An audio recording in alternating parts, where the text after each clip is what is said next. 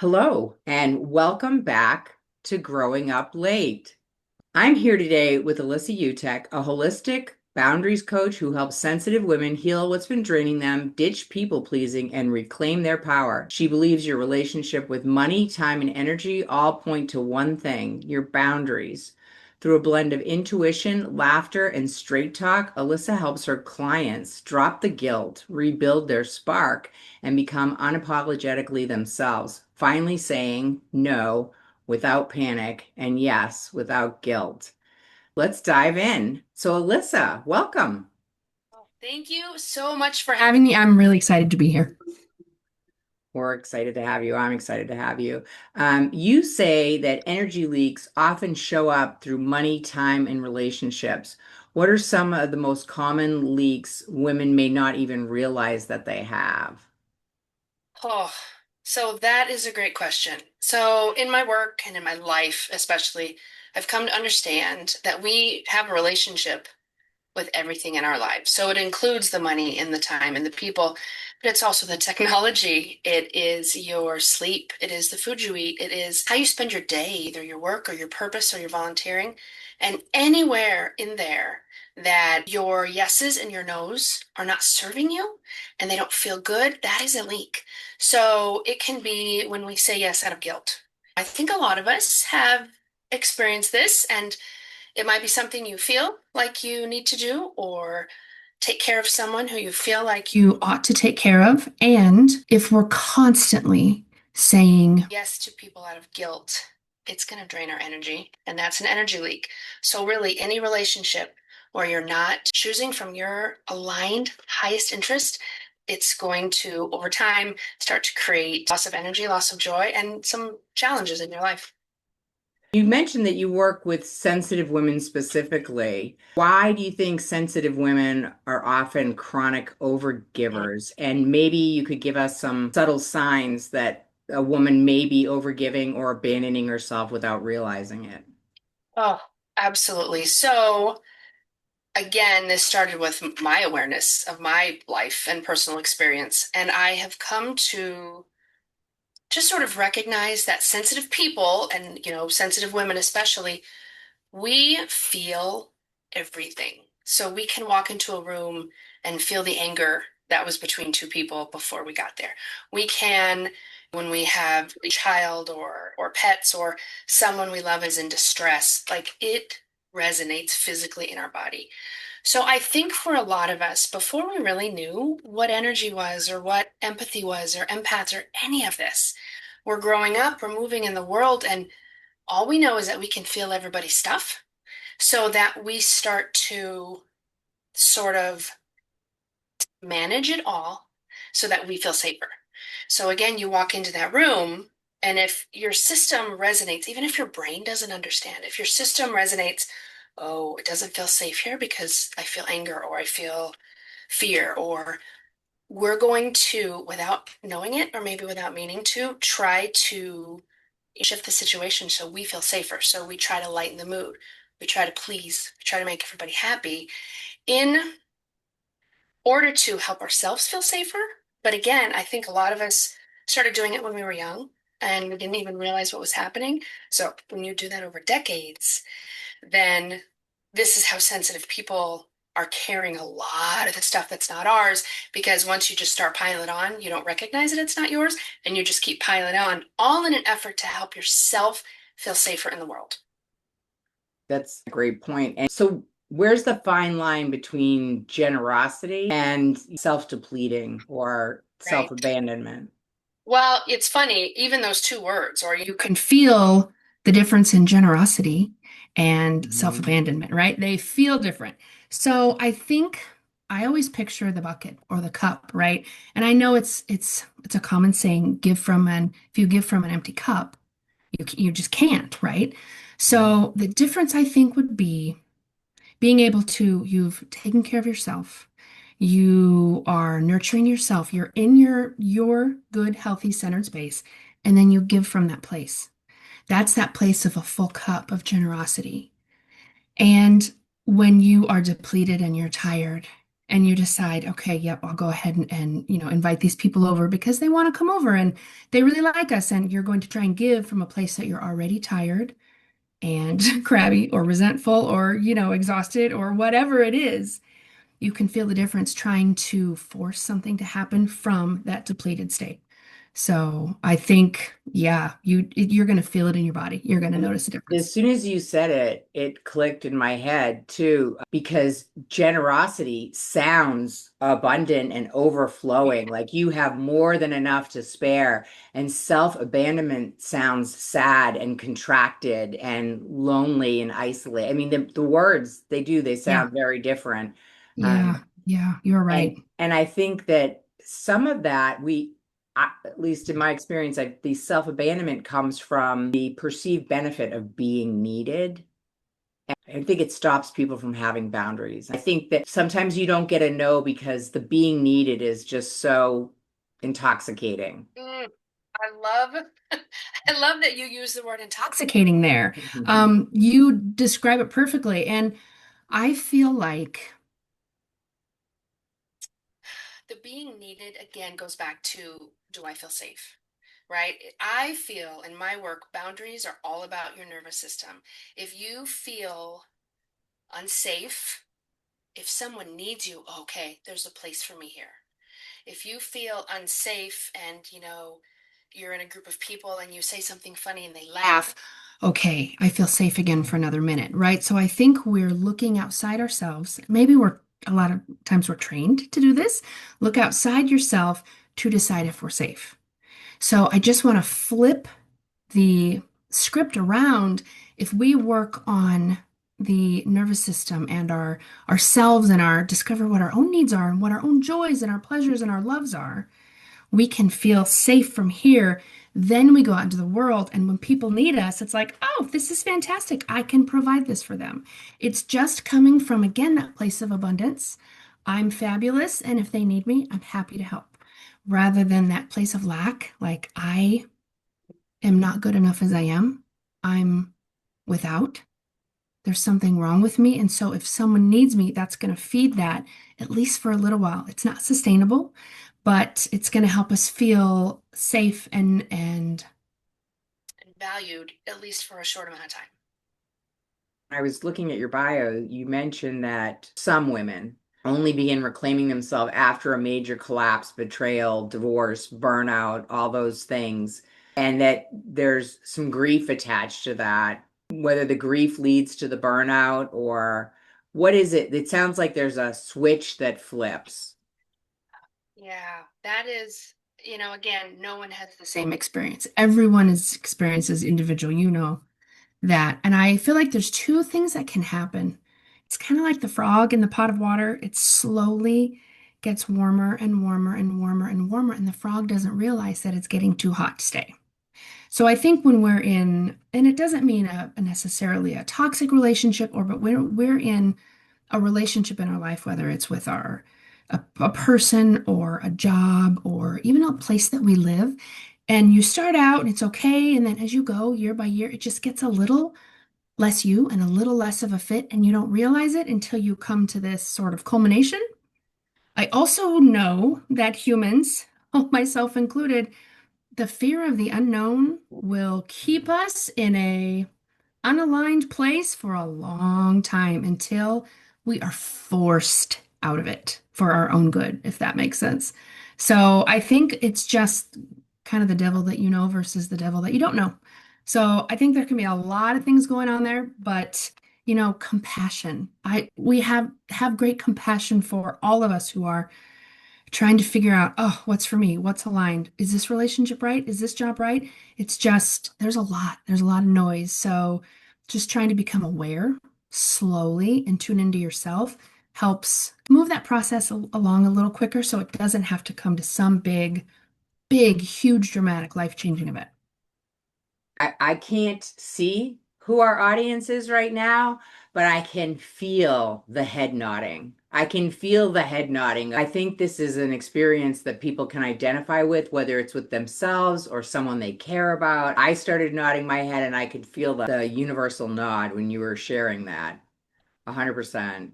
Yeah, it's life. This is life, right? We're all in it. So I think we can all relate to these universal themes In and one way or another. Yeah. And you talk about women feeling physically anxious when saying no, even when they really want to. That sounds horrific. Would you want to expand on that a little bit? yeah, again, This is, as I've started to do this boundary work specifically, I can really recognize it in my own life. It comes back to the nervous system. if our system, for whatever reason, maybe It's it's something that happened in your childhood that didn't seem like a big deal at the time, but to a 5-year-old it might be. Or maybe it's just, again, our training as women to take care of everyone else first and maybe everyone else only. if our system, if it does not feel safe, again, we're not talking about logical safety because there's no tiger, right? I mean, for most of us, there's no tiger out there. For most of us, we have food to eat.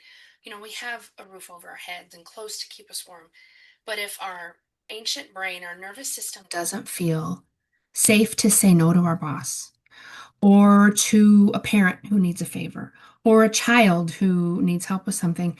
If we don't feel safe, even when we do it, our nervous system is like, no, this isn't safe. We can't do this. We won't survive this. Again, it's not logical. It's that old, ancient part of our system that really is just trying to keep us safe. Mm. So that is where the physical body will react. If we go to say, that doesn't work for me. And this still, oh gosh, I still have this feeling. I'll do it. I'll know what I need to do. I will do what I need to do.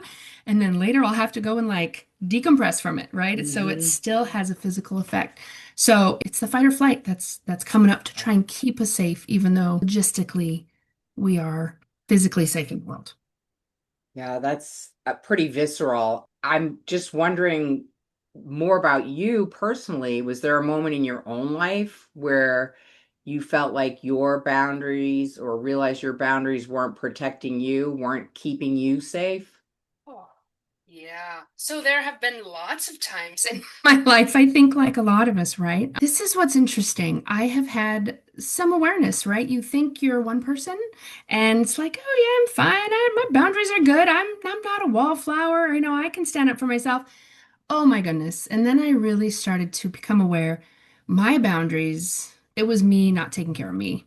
So other people wouldn't talk me into things, but I would talk myself into things for other people out of guilt, if this makes sense.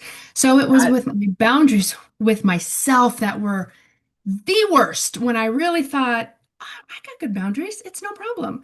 So that just has been in the last few years a real revelation. And then I look back at the physical things I had and the mental things I've had and the emotional, all the challenges I've had. It's like, oh, yes, Alyssa, if you had just, like we said, paid a little more attention earlier, we wouldn't have had to go through this. But that, again, this is how we learn and how we grow. well, and you said it because if I volunteered for it, if I chose it, yes. nobody broke a boundary. I made a decision to do this. So it Yeah. feels very differently, but it's really just Oh, a yes. different seeking safety of if I don't Yes. volunteer or offer to do this, what are the Yeah. consequences? Oh, So yeah. I'm going to preemptively throw myself under the bus. Oh, I love that preemptively. That's exactly right. I was abandoning myself, and that was where it's like, oh, that was a punch to the gut. Yeah, you worry about the criticism or the judgment or being kicked out of the tribe or all the things, right? You want to be the good girl, you want to be helpful. And so, oh, I was abandoning myself. So it's an invitation. We're still working on it, as all of us are as humans, but it's been a huge shift in my awareness and how I show up in the world, honestly, for myself and for others. So as you do this, as you show up differently, has it caused you to lose a relationship or a friendship or have people not been able to adjust to a woman who's aligned with what my yes is and what my no is? Has that caused any relationship Hmm. rifts for you? Oh, that is a really good question. Or maybe you have an example with women you work with or people Yeah, you I work with. I want to say for myself, it's not really an interesting answer. So I don't, it's things as I do more inner work and my outer world changes for the better. things just sort of naturally drop away. They naturally fall away. So there hasn't been a huge conflict with one person, or I have to stop being your friend now, or, someone saying, I don't know you anymore. I really haven't had any of those dramatic breaks. Things have just resolved themselves. I just happen to not see someone very often. And when I do, it's casual and it's fine. Or that part-time job that I was doing, I was like, you know what, this doesn't work for me. And so it just fell away. So that is, I haven't had anything dramatic. I'm trying to think about clients. Nothing comes to mind. I have experienced what you're talking about, though. I think when you do the work, the way that you go about it, things do naturally fall away and things come in and it just flows and you are Yeah. aligned with your purpose Mm, versus showing up where you don't need to be showing up. And it makes sense to me that yeah. that it wasn't. I think if you were trying to be brave and muscle through, it might look a little different. I appreciate you saying that. So that's exactly what happens. I'm a holistic boundaries coach, and like what does that mean, right? So I know a lot of boundaries coaches they're fantastic. They help you understand where you want your boundaries. Here's a script to use. Here's how to stand, here's your posture, here's what to say. All of that is so helpful. When you do the inner work, a lot of times, I'm not going to say always, but you don't even have to have the conversation. Like when you do the inner work, your outside world changes without the confrontation or the big blow up. Again, it's not always. And maybe those, big confrontations, you're looking for a lesson, you need to learn something else, but stuff just quietly shifts when you're not paying attention. And you look back and you're like, oh, well, I don't even, haven't even heard from that person for a year. Well, that's perfect because I don't really want to see him. It's total miracle. Yeah. Well, if you're not the kind of person who's willing to accept unacceptable behavior, less of it's going to show up on your doorstep. People feel that energy. I love that you brought that up. So boundaries can be felt before they're heard or seen. And so We, that is really the key. I definitely think when we come across people in our life, we can feel their energy and know where they're at to a Oh yeah. certain extent. You Oh, know, I don't absolutely. claim to have your skills, but I do know that you can sense things from You people. can. You can. And one story that I love thinking about and telling, it just explains it so well. You're in the grocery store, the checkout line or Target or Walmart or wherever you are, and there's a parent and there's a toddler, and the toddler wants something. And bless the toddler, they're expressing, they're like, I want this, I'm feeling sad, I'm feeling angry, all the things. But you can tell if that parent is going to give in, right? Like Mhm. there's just an energy. And again, bless the parent. It's not about judgment, it's about that child can feel if they're going to give in, Oh, right? yeah. And so it's like this fascinating microcosm of what's going on in the adult world with boundaries. So a lot of times you don't even have to set that boundary because if you are right and aligned in your energy, people feel it, they're not even going to try it. So That's I a think that great often. illustration. I love it. I Yeah. absolutely know you got me right to that moment. I could see it happening while you were Yep. describing it. And we know. Bless the parents, right? Oh my goodness. Yeah. Yeah, but you can always tell when they're going to cave. You can. You really can. Yep. So Yeah. I'm wondering some practical takeaways for people Mm, who may not have the benefit of working directly with you at this moment. But I will absolutely. say, before we sign off today, we're definitely going to, Alyssa has brought a free gift that she's giving Mm, to everybody that I will drop links to in the show notes about 7 simple ways to soothe your system and shift your mood, which I think is a wonderful gift. So thank you so much for that. mm, And I think it'll be a mm, great resource for everybody. mm. And then they can follow you on Substack and learn more about what you're doing through your website. And those links will all be in our show notes. So Awesome. they Yes. can So, connect with you more deeply if they want to. But if for some absolutely. reason somebody's just listening and you were to say, like, one thing I think it'd be wonderful for people to walk away with is what's a simple way to tell if a yes is a yes or if it's a hidden no? Oh, so this might take a little practice. It's just about tuning into yourself. So it might look like in a relationship, if you feel something feels a little sticky or it's not going smoothly, like again, with let's just say food or technology, it doesn't have to be with people because that's kind of its own animal, right? So your time or your calendar. So I would just say pause, take 3 breaths that are just a little slower and a little deeper than normal, and then tune in. Is this what I really want? What am I trying to avoid? What's going to serve me best? Now, just, ask some questions.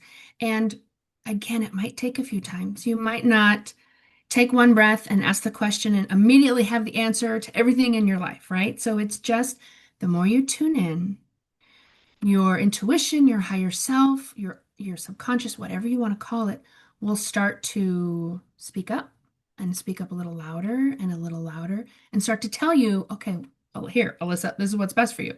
Rather than like, I'm listening. Should I go to this location? And so give it patience, give it time, but really it is about the breath. Because when we're scattered and we're all out there and we're trying to please others and tuning into others and how they feel and what they need, we are not centered. So picture yourself like gathering up all your energy and dropping it back in and taking a breath. And then, okay, what what do I need now? What's best for me now? And honestly, if it is watching one more episode of Netflix or, saying yes to that thing you don't really want to, that's okay. Please, please, please give yourself grace and compassion. There is no wrong way to do this. And after that decision is made, you might get some information like, oh, then I stayed up too late and then I didn't get enough sleep and I was kind of tired and crabby. Or, oh, I went out to eat with this person I didn't really want to. And then she was really not very nice and it was a whole thing. So, information. Then the next time you breathe and you're like, oh, okay, this is what was happening last time I made that choice. It wasn't great for me. You just start to learn your own system. And thank you for mentioning the free gift. That is fantastic because it's got, I think, 8. I gave a bonus one. 8 ways to calm your system, to start to calm your nervous system. So before you make a decision at any boundary, you can use any one of those or just pause and breathe, and that'll help calm you. And then you can make a decision from a place that's more aligned with who you are and what you need. Well, that's good. So there's additional tools available to people Yeah. to Yeah. ways to check in. And it sounds like you're saying practice, like make an Yeah. effort, practice, show up Yeah. for it. Yeah, I don't want it to be another thing on your list. I promise you guys, it can be 10 seconds. But it's like a muscle, right? It's just like awareness is a muscle. And so the more you just, oh, I noticed that, or oh, I breathed for 10 seconds, like 3 breaths. All right. It's just going to get easier and easier and easier. I wonder if there's anything in that tool for women who, after setting a boundary, go through that panic or that reaction. Is there Mm. something you want to share about that? I am so glad you mentioned that. Thank you. Because this is what happens to me. I think it happens to a lot of us. So there is a different tool that I use. I use it actually a lot. And it sounds so simple, but for me it works. So what I do is I picture the person or the situation or whatever the thing is, and with intention, I just breathe all my energy back into me, take all my energy back, and I exhale all of their stuff back to them. And I do that 2 or 3 or 4 times till I start to feel a little calmer. And then the next breath, I take a deep inhale, all my energy back to me. And then when I exhale, I drop it back into my chakras, like first chakra, the pelvis, the abdomen, just drop my stuff that is me. I just bring it back into my body and let it settle and let it just sort of like welcome home energy. I didn't mean to leave you out there so long. So we make sure we get other people's out. We bring all of yours back, and then it just resettles and you reclaim it. Literally reclaim it. This is mine. This is benefits me and me alone, and I'm bringing it home.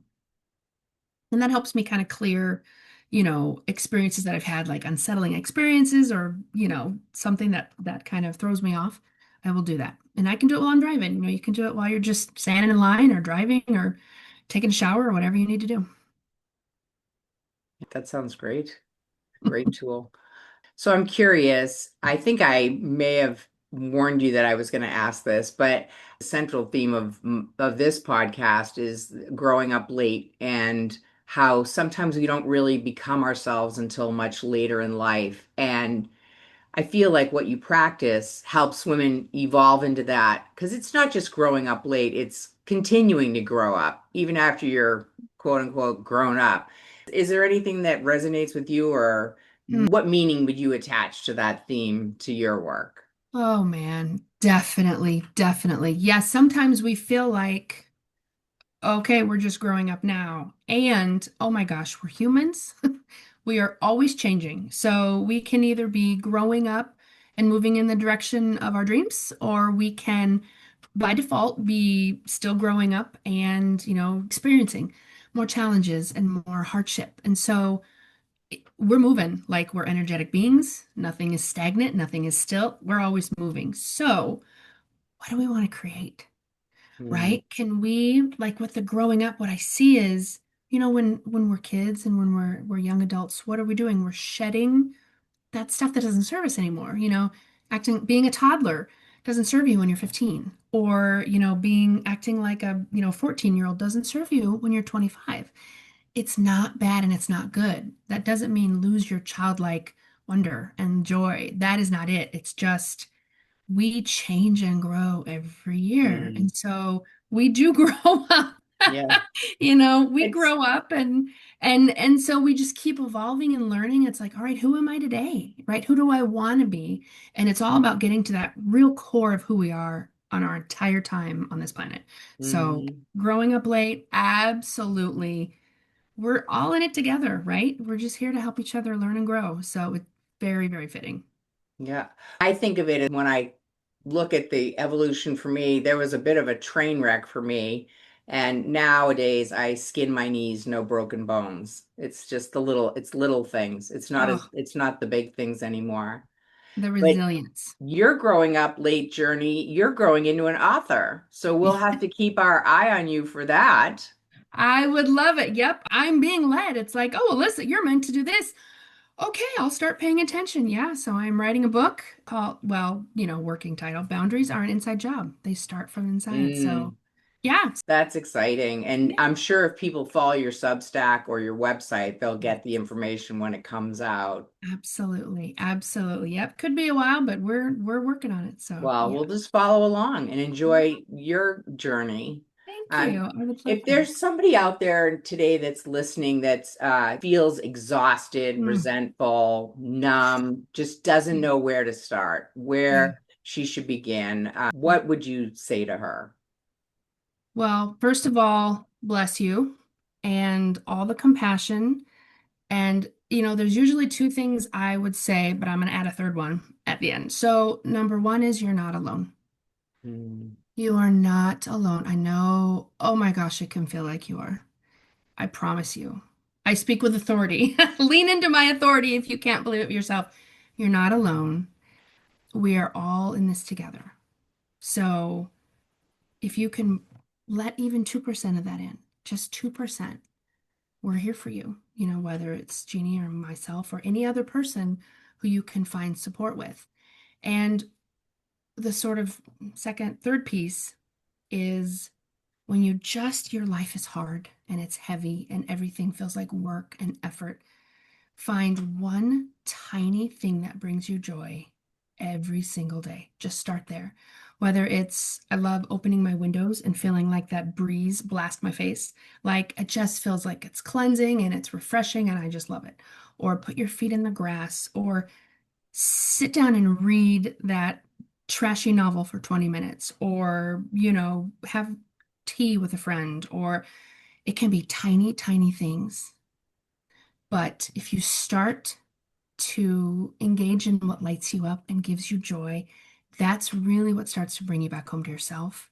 And that's what starts to shift things and helps to sort of let go of all that other stuff that isn't yours, that's weighing you down. And so just little by little, your own joy will bring you back to you. I love that. I love that. And I really appreciate all the wisdom you've shared Mm. and resources as well.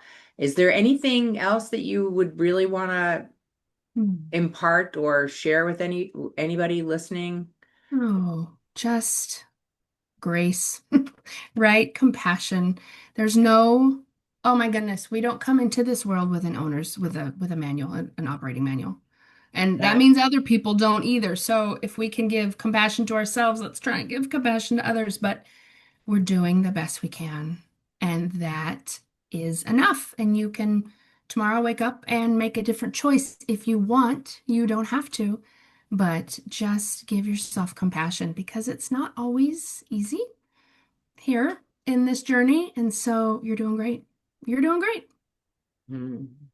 Thank you. I do appreciate the small steps are how people walk out of the dark into the light. Mm, It is make it doable. Yeah. little Yeah. things, making those tiny changes and tiny efforts. Well, I am a fan. I will eagerly await your book Thank and I you. will follow along on your Substack and Yeah. make sure that everyone listening has the opportunity to do the same. And I so appreciate you spending some time with Mm. us and sharing the very important work you're doing. It's Mm. really life-changing Thank you. transformation. That's a big calling. Well, thank you for having me. It was such a joy to spend time with you, and I know you are on the journey as well, and so it's an honor to be here. Thank you very Ah, much.